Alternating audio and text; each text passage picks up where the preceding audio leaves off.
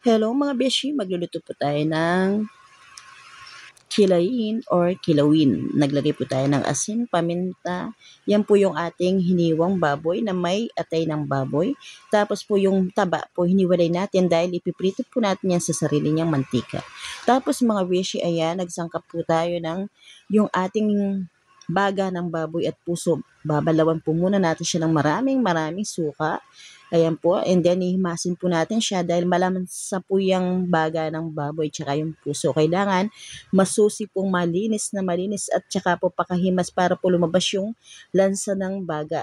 And then pagkatapos po natin siyang binanlawan ng suka, babanlawan po natin ulit siya ng tubig. Ayan. Kung nakita niyo po kanina binanlawan natin siya ng suka, lumabas po yung kanyang parang dugo-dugo. Tapos mga beshi sa kabilang kalan, nagpapakulo na po tayo ng may atay, ng may baboy. Tapos mga beshi, ayan po, pinakulo po natin separado yung baga ng baboy na pinaghimas-himas natin. Tapos po ayan, in-slice po natin siyang maliliit dahil hindi po natin siya na-blender. And then mga beshi, sinangkapan po natin siya ng paminta at suka. Iluluto na po natin siya ng form ng pulutok. Tapos ayan po yung sangkap ng ating pangkilawin. Maraming sibuyas, maraming bawang. Ginisa na po natin siya habang nagpapapulutok po tayo sa kabilang kalan. Yung napakulo po natin kaninang baboy na may atay, ayan po, ginigisa na po natin para hindi malansa. Tapos po, ilalagay na lang po natin yan yung ating pulutok. Ayan po, linagay na po natin yung ating pulutok dahil luto na po siya para masama din sa gisa bago po natin lagyan po natin ulit ng suka. And then nung nagisa na po siyang gusto mga beshi, nilagay na po natin yung ating pinagkuluan ng ating baboy na may atay.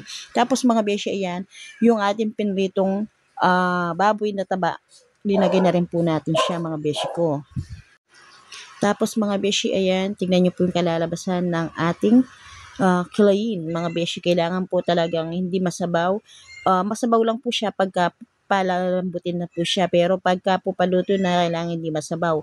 At saka kaya hinalong-halo ko lang po yan dahil kulong-kulo na po yan. Dahil ang kilawin po, ayaw po niya ng laging hinahalo dahil po maglalasang sariwa. Kasi nga dahil may suka po siya.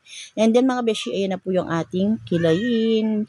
Pumupunta po yan ng Dubai, mga beshi. Buta pa yung kilain na dadala nila sa Dubai. Sana all. Ayan na po mga beshi, yung ating masarap na kilain.